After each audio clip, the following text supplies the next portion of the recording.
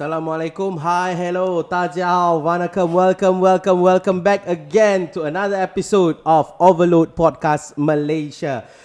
Today, guys, I have a very personal, close friend of mine joining me today at the table.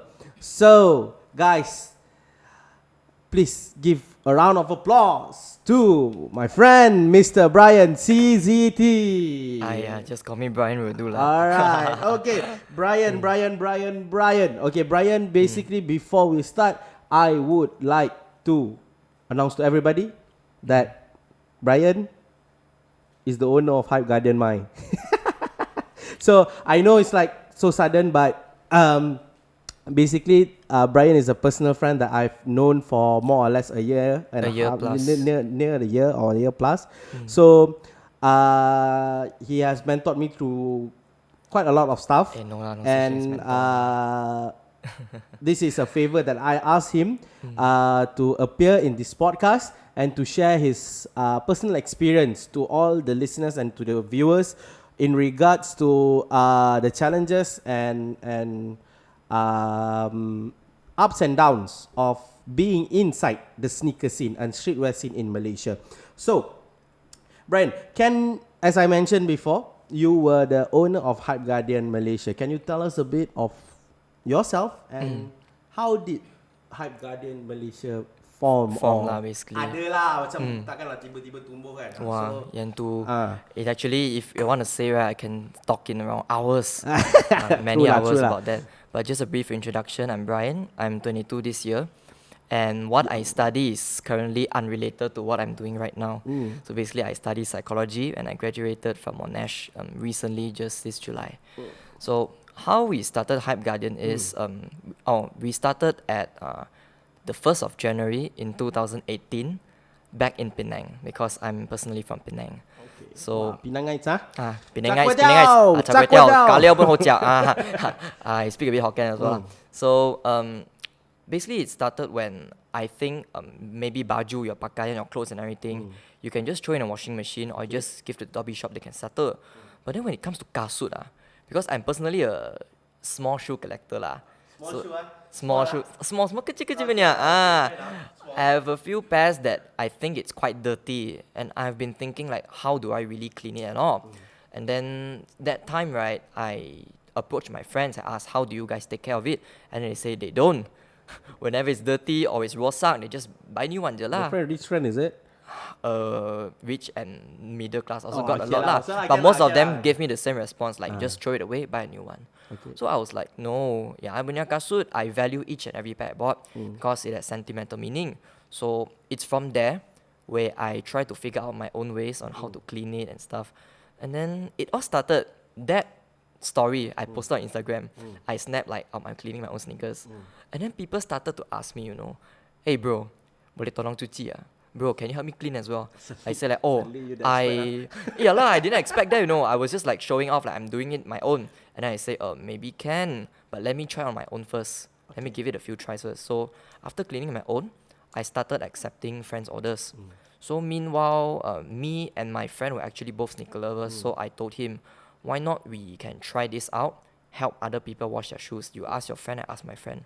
So initially we do it free of charge. Because baik hati. Okay lah, sebab tolong kawan mah. So we used the opportunity to learn up ways and methods. And we surfed up Google. We used a lot of resources that we had. And then in the end, we feel like this thing is going to work. So from close friends to friends and then to the stranger market. So that time, during the month of January to February 2018, it was overwhelming. Everyone wanted to send in. But then they asked me, bro, you have a shop for this?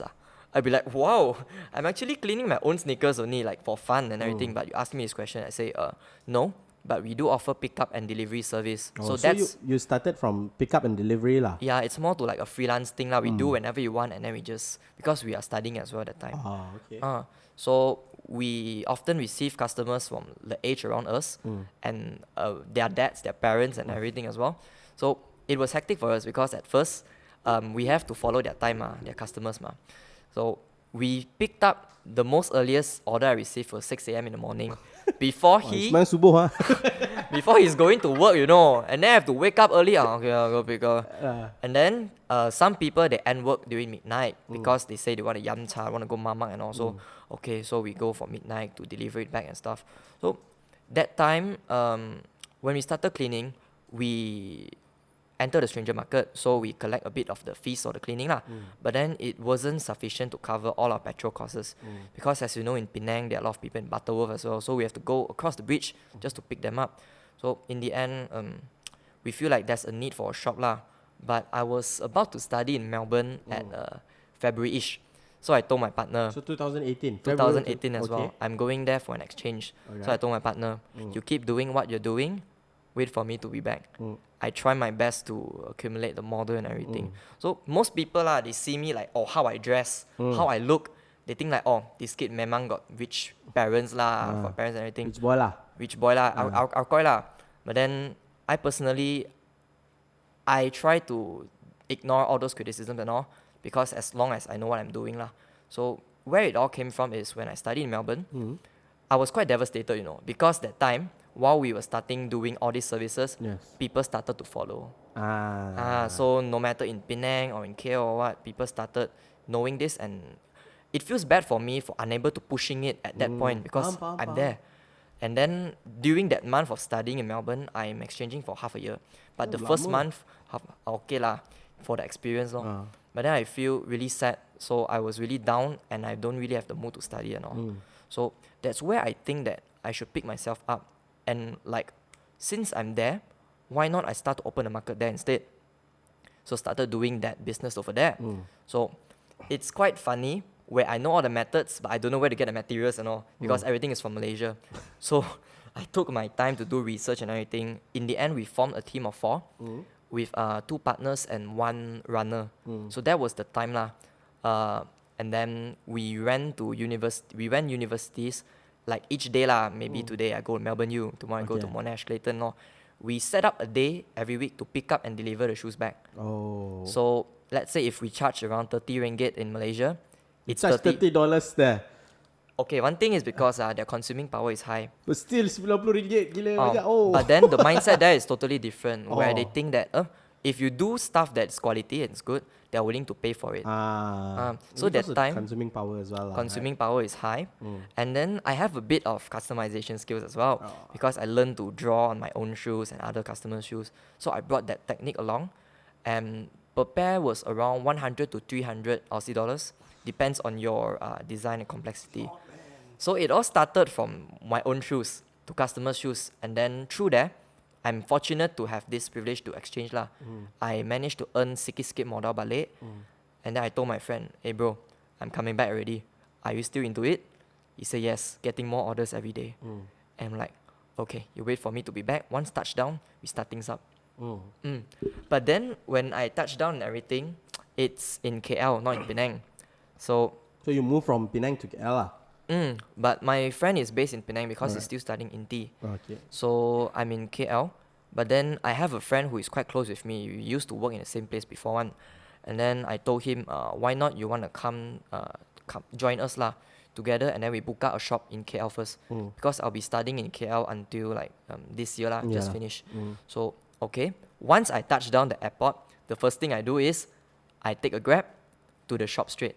Because my friend, he settled the renovation and everything. I asked him to like take care of it first, because we don't want to waste no more time already. We know it's an opportunity there. Many people are doing it already. So we're like, oh, I don't want to say. I'm keeping it clean now. So that's when the time where we opened a shop in August. The first outlet is in Sunway lah. So basically that's how it starts. Okay, so now the first shop is in Sunway. So where are you guys now? I mean, after a year. A year plus. 2 years, nearly 2 years. 2 years of business. Where are you guys now? We have a shop in Sunway, and recently opened in Penang. I think around August-ish, or July-ish, around there. And now we have another partner joining us. It's called Dirt Army. Dirt Army, I think for those OG sneakerheads, is quite well known. It's basically a customization hub, and they provide cleanings for caps, bags, and jackets as well. So they joined our party. And in the end, now we are branched into 2 companies doing the same thing. So that shop is in Gasket Ali. Gasket Ali is in Section 19, Jaya 1, PJ, right? So basically, you have a shop in PJ, you have a shop in Sunway, and you have a shop in Penang. Yes. So okay, business. It seems that business is going good for you guys nowadays. So alright, good. Okay, so now I wanna steer a bit away, take a new exit in the highway. So I wanna ask you quite a not personal question lah, but this is personal preference questions. Okay, so we talk about sneakers. We are sneakerheads. Yalah. You lah. I'm just a self-proclaimed person who loves sneakers. Okay, so I want to talk a bit of your sneaker collection. Because we had Hans the other day. So everybody who watched the previous episode, you guys for sure we will Google up and Instagram up. I search up Hans Abdullah at Hans Abdullah, in which you can see his collection is so It's crazy, man. Crazy. It's like shout out to Hans, man. He's really a guy that I really respect. Yeah, I have massive respect for him and his partner Paul as well. And he just posted that he just bought 3 pairs of OG 7s from 1992 or something else like that. So it's like crazy. But for you, I don't think that you are that kind of person. Yang not to say Hans is having a bad habit. No, it's his preference, his passion, his hobby. But I don't think that you are the guy yang collect those kind of shoes. So, how many pairs do you own? I own around 8 pairs. Banyak juga. Okay lah, one day one pair lah. Okay lah, one day one pair lah. One pair for spare. So, what's your first pair? My first pair was, that time I bought it overpriced as well. My first pair was an NMD. Last time I wanted to go for the blue camo when they first released the NMD series. Yeah, I know. But then I bought the JD exclusive one instead at resale price. That time I wasn't into sneakers, but I really want to own a pair of NMD. Ooh. So that time the price was around 1.2k. And I just bought it because I really like it. Wow, it was my first pair. So my first pair is an Adidas. Yeah. 1.2k I thought it was a nice kicks and this one for 1.2. Hey, that one took me some time to save up money also. That time I broke it ma. Alright. Okay, so it's NMD, the JD exclusive NMD was your first pair. Your favorite pair? My favorite pair is... Favorite pair that you own and a favorite pair that you haven't owned but you hope that you're going to own in the near future. My personal favorite pair is the MX-97 Shanghai's. Yeah, because the colorway and one thing that attracts me is it's customizable as well. So that pair, when it first released, the price was quite okay. So I bought a pair and then I have a look at it, the details. If you notice the side, they have 18 layers of like, it's inspired from clouds and the sea. So they have 3 back pull tabs. The insole have 3 colors and they have 18 layers of like mist-like fabric beside.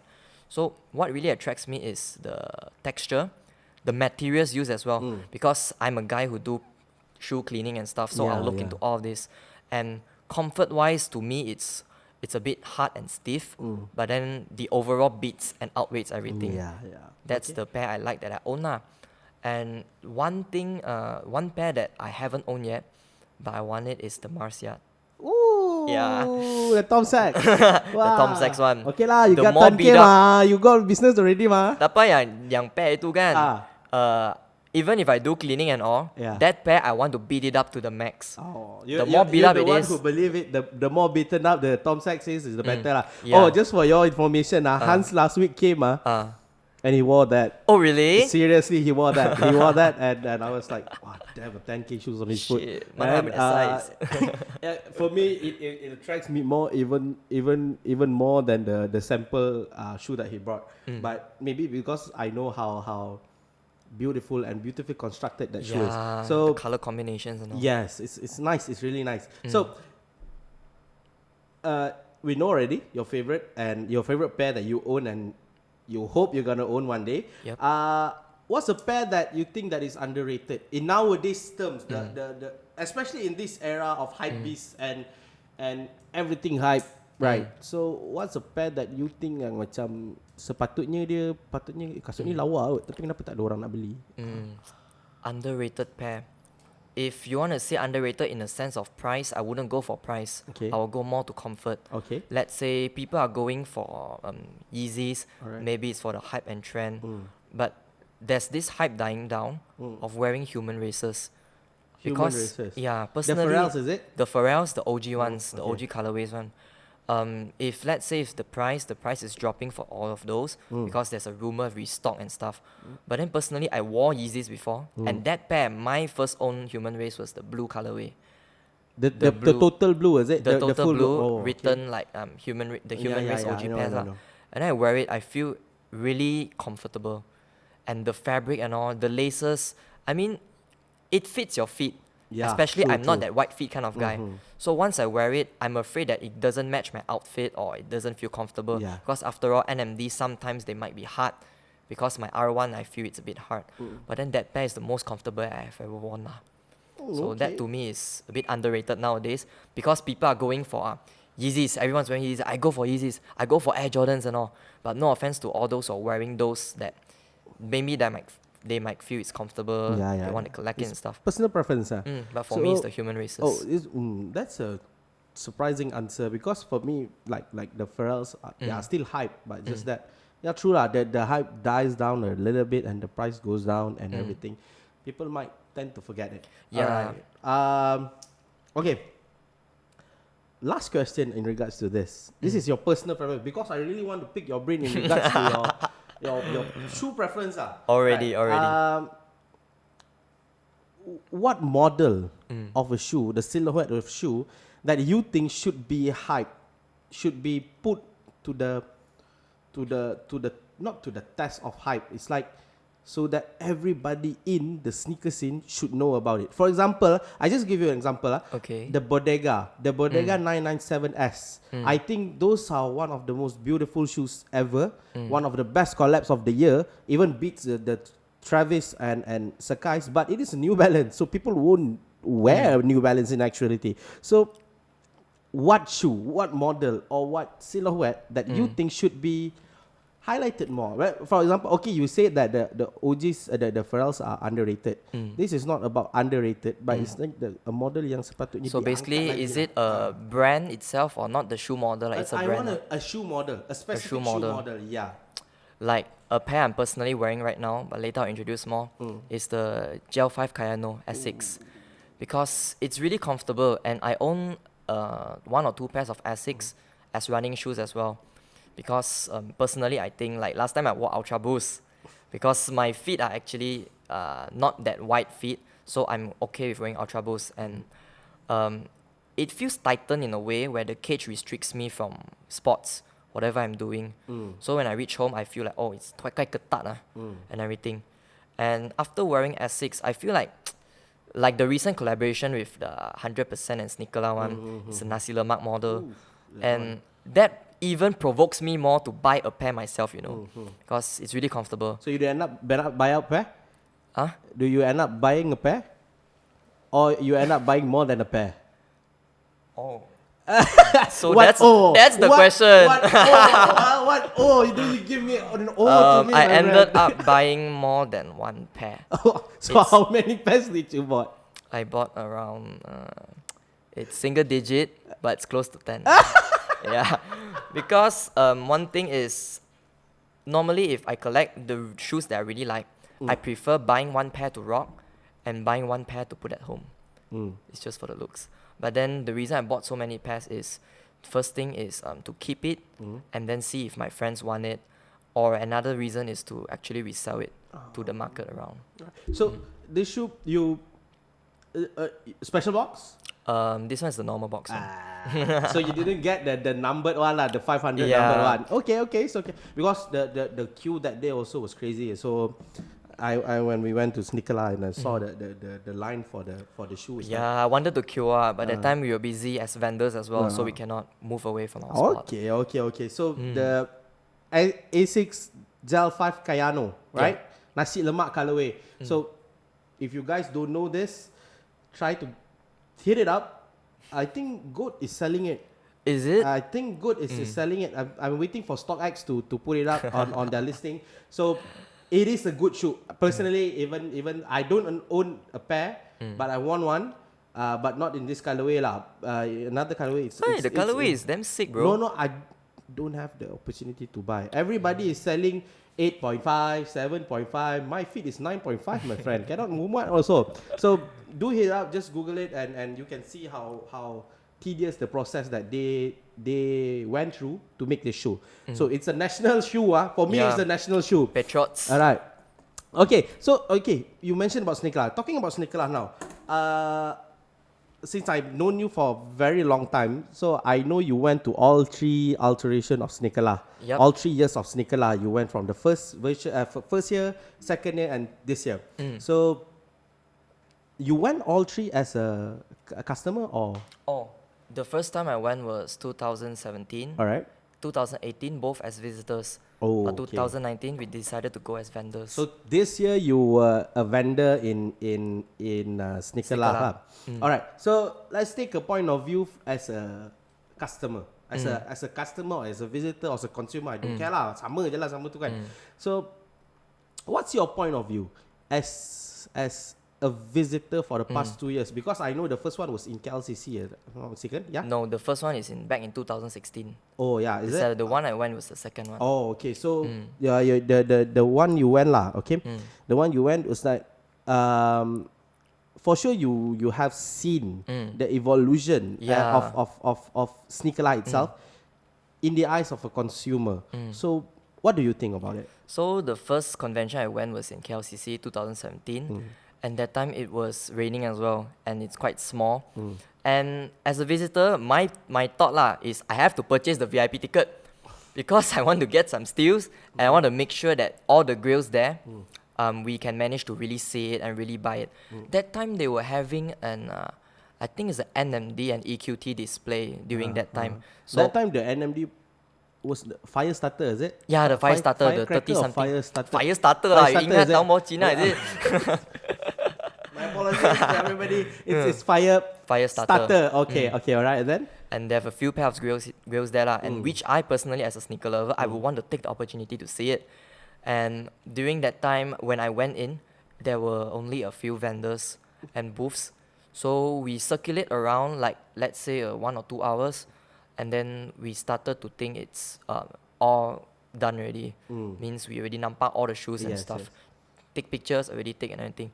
So after that, as a consumer, I think that time it wasn't sufficient for us buyers to actually search through whatever shoes that we want. Because I was hoping to see some shoes that I really want, and if they have the available sizes, I'll purchase it on the spot. But unfortunately, no. Because first, the vendors are lesser, and there are a lot of overlapping of shoes. True. So that's the thing.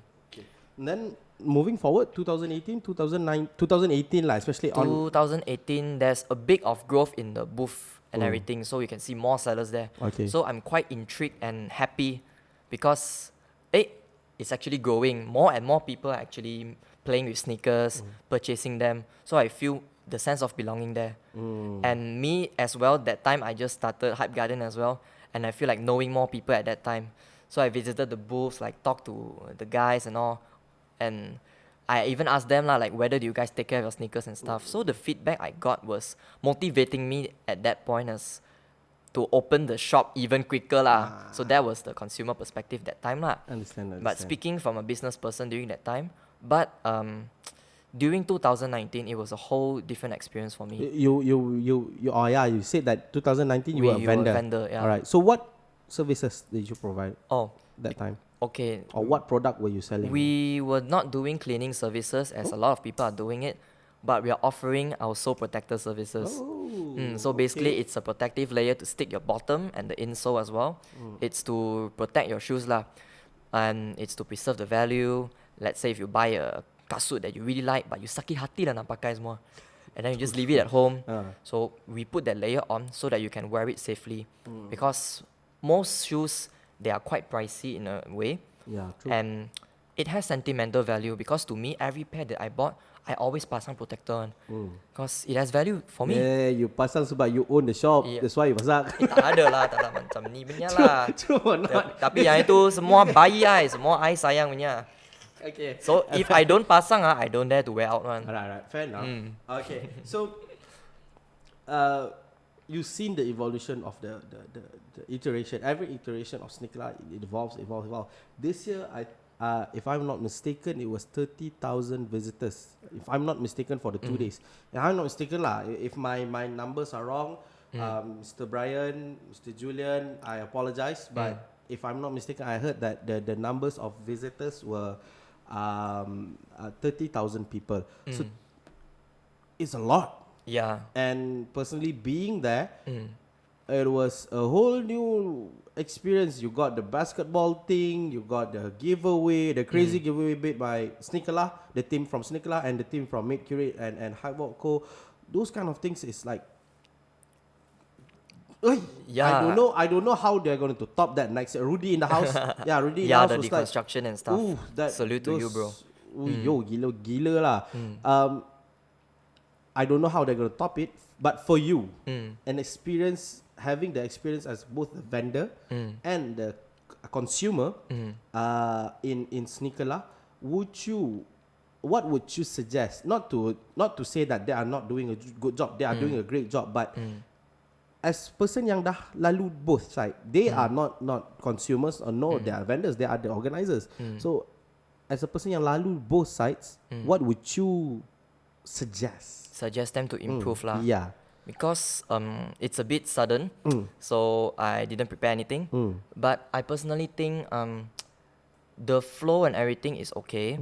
The visitors are there, the booths are there, but we should try bringing in more foreign visitors or maybe foreign vendors, because there are some shoes that I expected to see during Sneakerlah. I didn't see it at all. It's still the same thing throughout 17, 18 and 19. So as a vendor, I feel like we should have some sort of gathering lah, like all of us, we just gather, sit around, know each other, because after all, we are the backbones of the Malaysian streetwear community, sneaker scene community. So that's the thing, that it's after the event itself lah, so we should plan out something like that. And visitor side, I feel like it's okay that, how to say, everything was in place actually. The maintenance is there. The people are quite tak jari gaduh atau apa. Tapi nego sikit memang ada punya lah. But overall, I think it's a good exposure for the vendors and the visitors to know you as well, and they can purchase it on the spot. And I really like the trading pit idea. Oh, yeah, yes, you can yes, just trade it on the spot and you stuff. just can trade it on the spot. That's something that I think is, it defines Malaysian in actuality, in which we can carry out business anywhere that we want. It's true for me lah, and it's a good thing that Sneakerlah. To me, I feel more touched, not because it's business or you're trying to sell it for money and stuff. It's the enthusiasm inside the streetwear scene, no matter it's topi, kasut or shirts and everything. Yeah, so people who really love it, they will talk to each other instead of lancy or trying to like show that, oh, I'm better than you, I'm richer than you. They actually talk. That's what I see when I walk around, so I'm pretty glad about it. All right, okay. So we talk about HG, Hyperguardian. We talk about your personal preference, and we talk about Sneakerlah already. So, people in Messrs, Mr. Bryan, Mr. Julian, is there some suggestion? Because what you guys did this year was awesome. Awesome. Really. You invited Rudy, you invited guys from Full Size Runs, and you did the massive giveaway that involved many people, and it left a legacy in the sneaker world in actuality. So we're gonna take a few moments, a breather. Okay. So we'll come back and talk some more on your personal stories. Personal stories, okay. Okay. So stick 5. See you back in a minute. Welcome back to Overload Podcast Malaysia, together with me, FIRMAN, and Mr. Bryan CZT, or Bryan. Bryan lah, yo. Okay. So, just now we talk about your business, Hyperguardian. We talk about your personal sneaker references, preferences, what you like, what you don't like, what you feel underrated, and whatsoever. And then we talk about Sneakerlah, the evolution of Sneakerlah, and what are the suggestions and way moving forward for Sneakerlah. Excuse me. So now, I'm going to talk back. We're going to revert back to our first highway, in which the first road, in which regarding Hyperguardian. So I know what you've been through, and I think people in the sneaker scene who knows you personally, not personally lah, knows about the business of Hyperguardian, will know about this story. It causes quite a stir because it involves a lot of money. And okay. it is regarding your scam case. Yeah. It's not you scam people, but you got Yeah, I have to scammed. clear things out. I got scammed. He got scammed, bukan dia scammer. If the scammer, Tak boleh buat business semua. alright. So can you tell us a bit what happened, what transpired? Just sum it up. Okay and what do you take from there as an entrepreneur, number one, and as a person growing itself? Yeah. Okay, so even up to date, when speaking up to this, it will take me a long, like maybe an hour or plus to actually, I will just make it brief lah.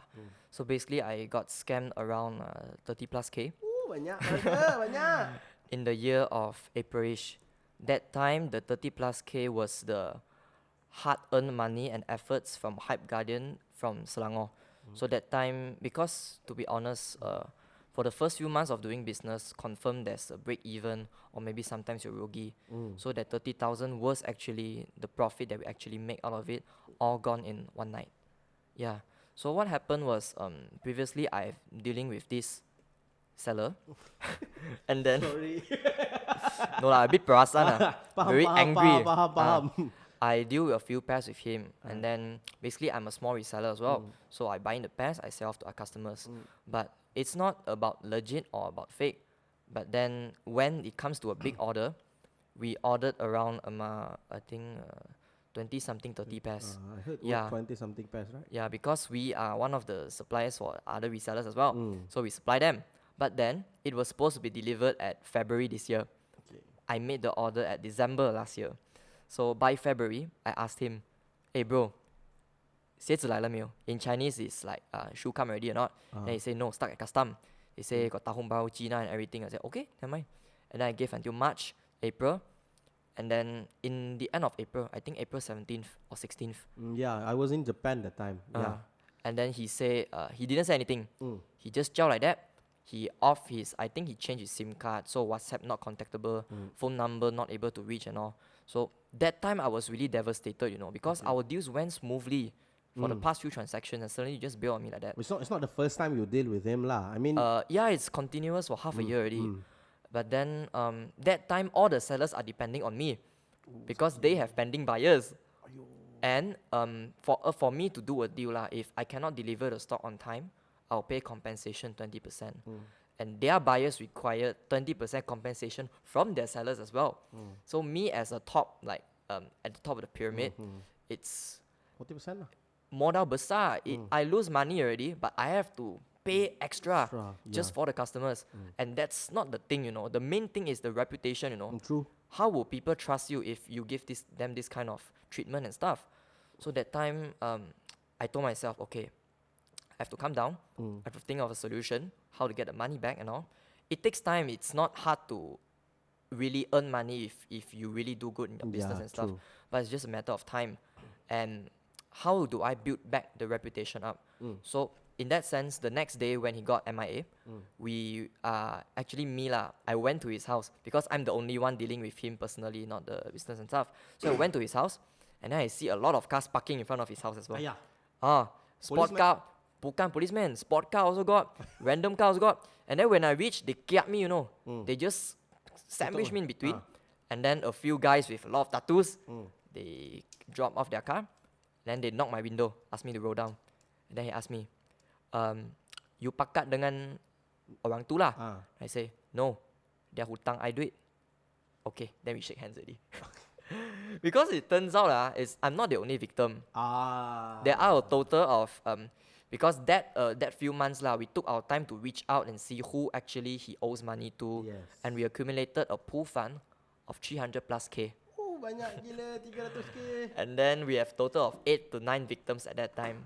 So eventually we found out he macam apong lah. So he used the money he wrote from us to fill up the holes that he left before. He paid the other buyers and ambil stuff. Sini tutup sini, ambil sini tutup sini tapi lah. yang ni memang big pool lah, so he cannot hijau. He run away lah. So that time it was a hectic 2 months for us to actually gather everyone together and see what the solution will be. How will we actually tackle the problem and stuff. So that's why I got this tattoo lah. So basically, it's inspired by him lah. Because after that time I really have, inspired. it's a good thing lah. It's as a self-reminder as well lah. Yeah, understand. That's on a personal perspective. Okay, so you got scammed. Mm. It's when I heard about it, it was like I personally contacted you when I was in Japan. I contacted you and said, what happened, bro? Because you post up a notice in Instagram story, your IG story in Chinese. So I can speak Chinese. Ching chong, ching chong. 不知道, 不知道. Ah, that's the only thing he knows. So I also can one, but the hell, what was he wrote about? What you wrote about, I cannot understand. So I asked you, I hit you up, what was happening and everything. You said you got scammed. So basically, that was it lah. That's the gist of the situation. And this is a quite a sensitive question for you lah, and your business as a whole. How big of a hit the reputation of Hyperguardian was damaged at the time? I would say it's from 100 to 40 at that time. Oof. Yeah, because although we are dealing with the resellers we are supplying, but then they have their own customer base. And then when their customer base lose trust in them, people will sell you out lah. I don't want to name who or what, but then they will say, I actually got it from Hyperguardian. So indirectly we kena shoot as well. So it was a bit sad for me lah, because I know it's part of my fault of dealing with that guy and not being precautious. But it feels bad for me in the sense that where I built and where the branding actually exists in the market suddenly dropped down to a point where it's not my fault. Paham. Because it's like, yeah lah, in this business, in this scene in which reputation is everything, it's like a race car driver who has a puncture in all four of his tires. And it's constantly like, in a race, you can never stop. In a race, yang you punya tayar pancit 4-4. So macam mana you nak jalan mah? So sakit mah. So I understand. So that's. So did you get back your money? In the end, yes. Oh, okay. That's a good thing for people to know. So take note, whoever you deal with, whatsoever people you deal with, just remind yourself that there's that risk there lah. Yes. But basically what simple stuff you can do is legit check the shoes, the seller and everything. But then even your previous deals are smooth, you have to be precautious at all times. Yes. Whenever you see like as a reseller lah, if you see the stock, then you pay up. There's no such thing as pre-order or pay beforehand. I don't really trust any of those anymore. All right. Okay. Understand. Then we're gonna touch about you yourself as a sneaker collector, sneakerhead, and sneaker lover. What does your parents say when you don't have money but you want to buy shoes? Because I'm facing the same thing now. My mom is killing me, you know. You know, I mean typical parents lah. They be like, a lot of things to say. This is something kids nowadays doesn't understand. But not just they don't understand, they might misunderstand. It's that people like me, we buy shoes to wear. Because I do really love shoes. Because if you ask me, most probably I can answer with knowledge about the shoe, and I just don't buy it for resale. So it's people nowadays, kids nowadays, they buy it for resale. So bila mak tanya kan, kenapa you beli? Tak rasa bodoh ke beli kasut harga ribu-ribu, ratus-ratus? Tak payah ribu lah, 900 tu pun dah banyak. 900 tu gaji sebulan. And so it's like as a person lah, I mean, I can give a perspective of how a Malay guy being brought up, but as a person yang you're a single child, is it? Yeah, so you're a single child. I'm not saying that you are pampered, but how did your parents react to this? In a way, as a single child, there are two types of single childs in my opinion. One is the really pampered one. One is I'm tired of being pampered. I want to be out on my own. So I'm that type that if I want really expensive stuff and sneakers that I own, I earn myself money. And what's the question again? So I mean, how does your parent react when the first time they knew yang let's say just the Shanghai's lah. The Shanghai's doesn't cost. No, we talk about the first pair first. The NMDs I bought. Yeah, the 1.2K. I lied to them. It's 200 to 300 ringgit only. And they feel, wow, okay lah, murah lah, okay lah, normal shoe price mah. I tell them 1.2 wah, mana ada duit? Where you get the money from and everything? They'll keep asking and stuff. So, but I told. It comes 200 No, but after that, I told them honestly. After a few months, I think I said this one is I bought for 1.2. But then I told them whatever I like, I use my own money first. And then I told them it's an asset you're buying. For buying shoes, it's not like let's say you travel and your money is already spent, but you just buy the experience. Yes. But whenever I want to sell it off, I'm able to get back the money, I told them. So at the meantime, I'm enjoying, I'm flexing, and I'm able to sell off to get back my money as well. So why not? So they're starting to understand, because during the parents' era, right, kasut RM100, it's already expensive lah. expensive, and then the money that time is quite larger in value compared to now. So I understand where that came from, but then it's us as sneaker lovers, or maybe you're at an older age. Tua sikit lah. I mean, sneaker lovers are lovers. There's no age gap or one in between. As long as you understand and you let the people around you understand where that came from, then it's okay already. You just do you. Alright. Okay. So reverting back, I mean we're still revolving in to Hyperguardian. So Hyperguardian is a brand, is a company, it's a family, right? Yeah. So because I personally know, because I've been there, I know most of your stuff. Not most, all of your stuff I know personally. So out of all the services, can you list out the services that you provide? Oh, you already prep shoes for me. So bagi basically, Chan lah. bagi kasih I chance lah, promote sikit-sikit lah. So the normal service we offer that we get the most lah, the backbone is the cleaning service. Alright. The cleaning, which includes the uppers, the midsoles, this is the midsole, the bottom sole, insole, and the laces. Alright. So there are mainly 5 components of the shoes. And cleaning services, we do offer we call our signature hype cleansing service, which includes cleaning the inside and bottom. Standard is just the outside. And we have repainting services, customization services, and recently we started out a trend, which is the sole protector services.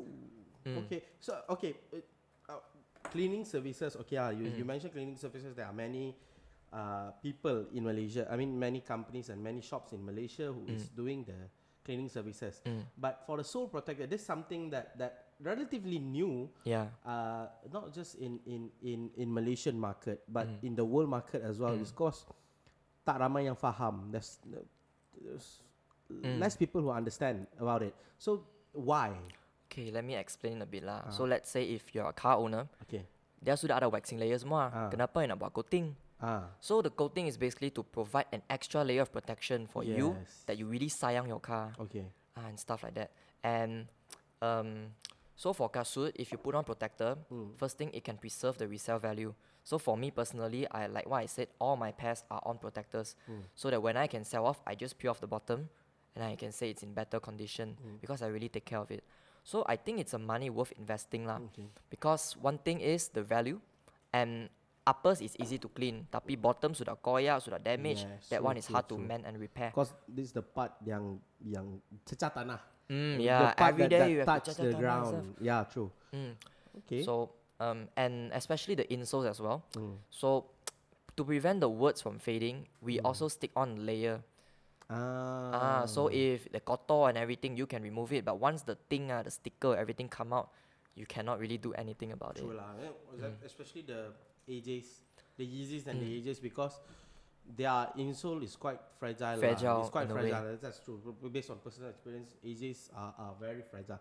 So okay, out of all, you mentioned a lot just now. You mentioned about cleaning, hype cleansing, customization, repainting, protector, oxidation. Out of all of that, paling mahal pula, bukan paling mahal, paling susah. Which one is the most difficult to do? Paling susah. This one we are still under R&D, but we're doing well at the moment. Is the oxidation. The oxidation. So let's say if protector, I can pasang in 1 or 2 hours, but the oxidation takes at least 1 or 2 weeks. Wow, that so long ah? The oxidation is a business, not a business, an idea where your shoes turn yellowish over time. It's about oxygen. But then we have a method which is under UV exposure and the right chemicals, it can turn back to better. It turn into better state, and it doesn't look like brand new lah, of course, but at least it's original. So what we do is we'll put it in what you call UV box, apply chemicals on, and we'll put on a thin layer of film just to concentrate all the UV light on top of the damaged parts. So that one you cannot rush things lah, because it needs repeated sessions and all. But then it's quite a hard process, because let's say if the bottom, I think most of the people out there experience it before lah. Whether it's Yeezy, yellowish midsoles, AJ ones, even the mesh itself, like the MX97 off-whites, and the sponge turns yellowish. So is there a way to actually cure it? That's the question that people's asking. So we are doing the R&D in that, and we have a lot of successful examples as well. So that one is a pain in the ass. Okay, I understand. Memang ambil masa, ambil effort, and you have to keep checking it like a baby. Like you're putting a baby in a cook, and then you have to keep monitoring it. Malay people call renyah. Leceh. Leceh apa tu? Or Kedah or Penang people, all the northern side people call renyah. Renyah is like a lot of work lah. Leceh. In Chinese you call mafan lah, easy lah. Mafan lah. English is fuck lah.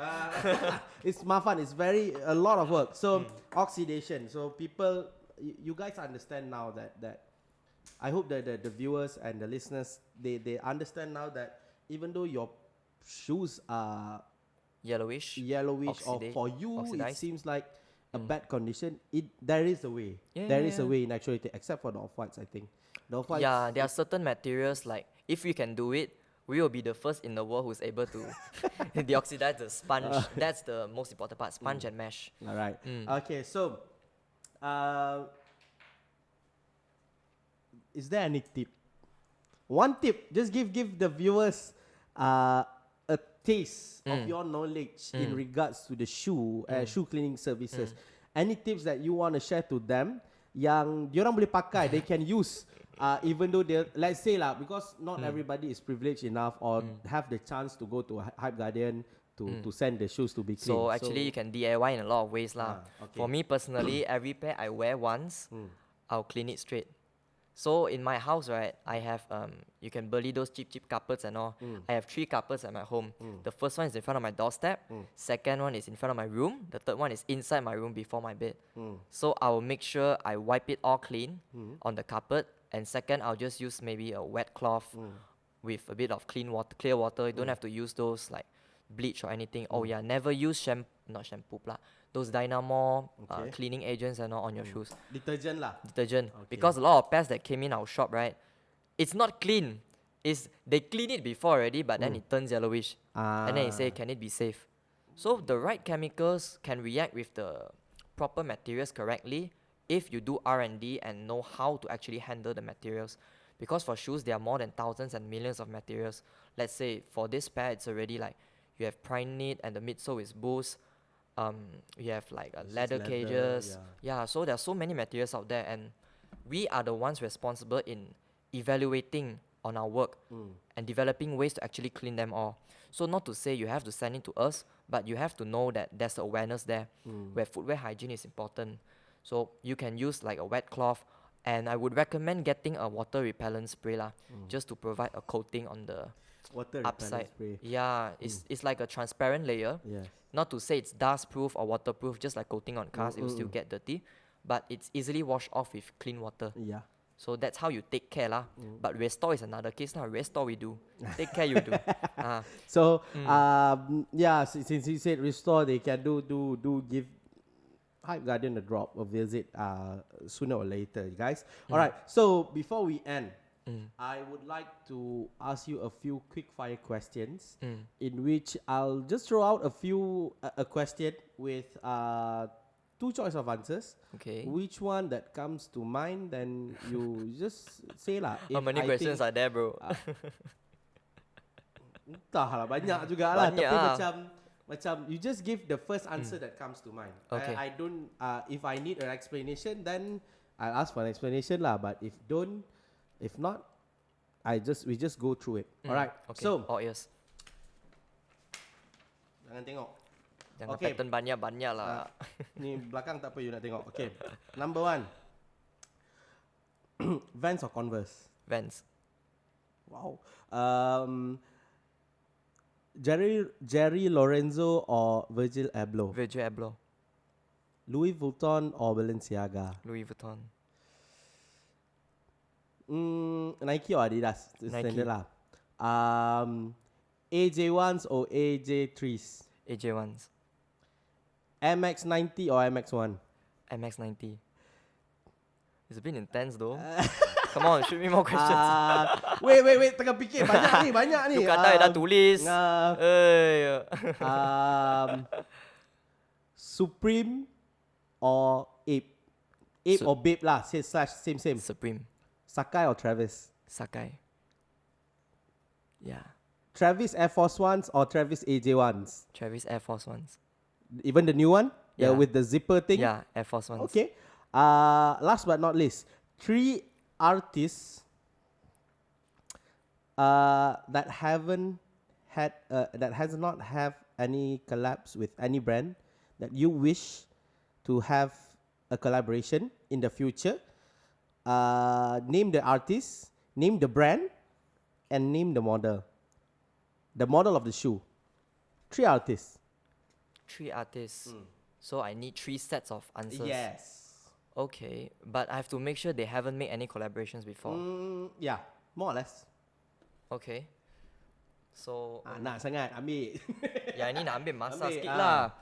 But then instead of a company or a brand itself, I would like to collaborate with a person as well. Okay.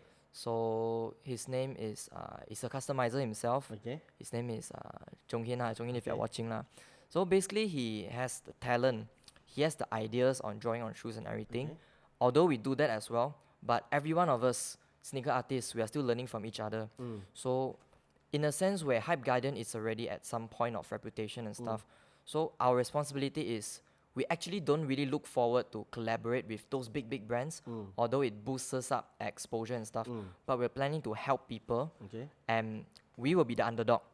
So let's say for example, if I would just ask a question, if during FIFA you see France is fighting with Croatia, which one will you support? France because I don't like Croatia because I don't like Pogba.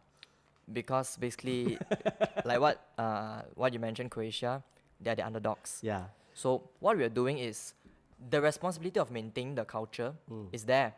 So in a sense where it's not all about profiting and doing the service and business, but we're planning to bring up the people around us. So Chong Hin is one thing. And the shoe, I think Chung Hin. Yeah. Chung Hin is a sneaker artist in Malaysia lah. Yeah. Chung Hin IG name? I think I am Chung Hin. I am Chung He confirm kill me when he see this I way. am Chung Hin.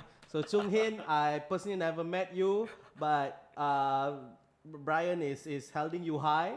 So he hopes that you have a collaboration soon. So what model is it? What brand is it and what model is it?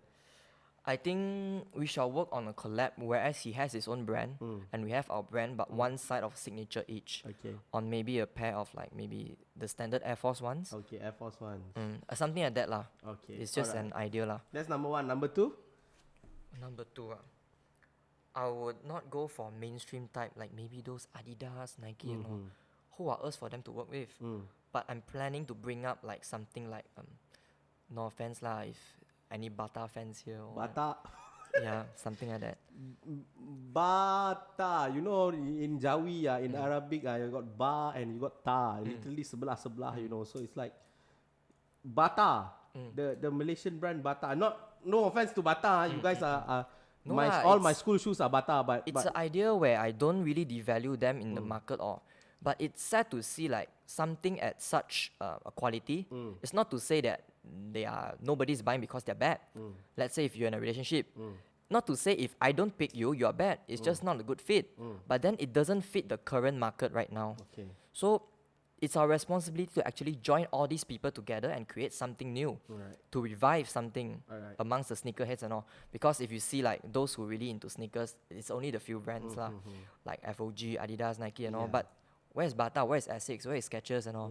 So those are the brands that we would like to work with, and maybe we will come out with a customized piece or maybe a sub-merchandise or maybe our own, not to say shoe lah, our own cleaning product with their brand on as well. So yeah, that's the thing that we can work on. So it's HG times Bata. Bata stroke Skechers or stroke, not that Hype shoes lah. Why? I think I already tembak a lot of people here. Not the reputable one or what, but it's the current trend in the market lah. Okay. As everyone can agree, like Nokia and iPhone and all, right? Yeah. So it's last one. One international artist that you hope to have a collaboration with whatever brand. One international artist. One international artist. Yeah.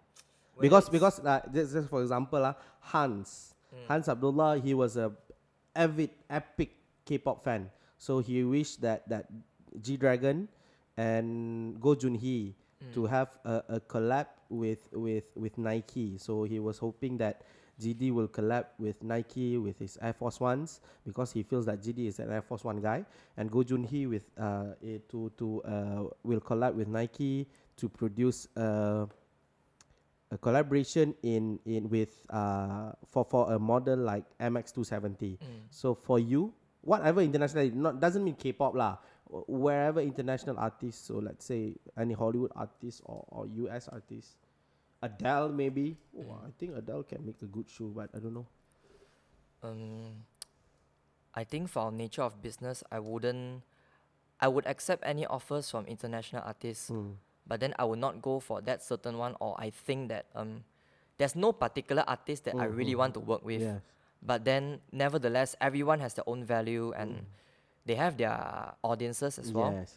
So to me, everyone is equal. There's no such thing as I want to work with you. I want to work with you. When opportunity comes, it will. So that's my side of view. Wah, play safe tak nak bagi jawapan this guy you see guys, he doesn't want to give. But personally, I have a few artists that I really like. They are in bands or maybe individuals and stuff. Give me the name of the band.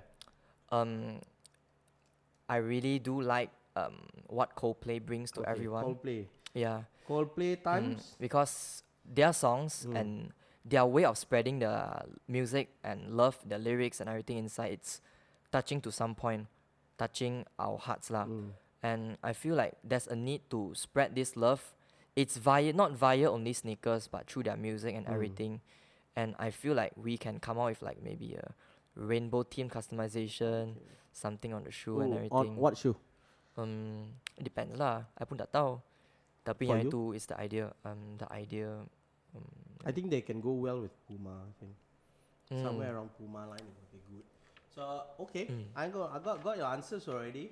So your answers are fairly expected, but there are a few that we'll talk later lah. I mean, your preferences out lah sikit. No, kidding. So alright, I think that's all from me, and I thank you so much for your time. You spend the time with us to talk about this, your business, your personal preferences, your experience, the stories that you have and everything. So first I thank you, and I hope to see you again in this show, on this show, maybe the next episode that we can talk about with customizers or the direction of sneaker care in Malaysia or whatsoever later. Alright, so I have to give a shout out to Hyperguardian Malaysia and Dead Army for spending the time with us, and I wish you all the best in moving forward, and I hope you guys can expand more and more in the future. So guys, that's all from Overload Podcast Malaysia for this episode. So I hope before this video ends and you guys tutup kan, sabar. Sebelum tu you tekan subscribe dulu. Lepas tekan subscribe, next to the subscribe button there is a bell button. The notifications, remember to turn it on. Tu kena turn on. Kalau tak nanti we post up everything, any notice, any delays or whatsoever, you guys tak tahu mah. So you guys kena tahu. Everybody must know about Overload Podcast Malaysia. Must know. Tak tahu This will be a big hit soon lah. Alright. Okay, so that's all from us today. I hope to see you guys next time on Overload Podcast Malaysia. My name is FIRMAN. I'm your host, and see you next time. Thank you. Bye. Ciao. Ciao. Bye.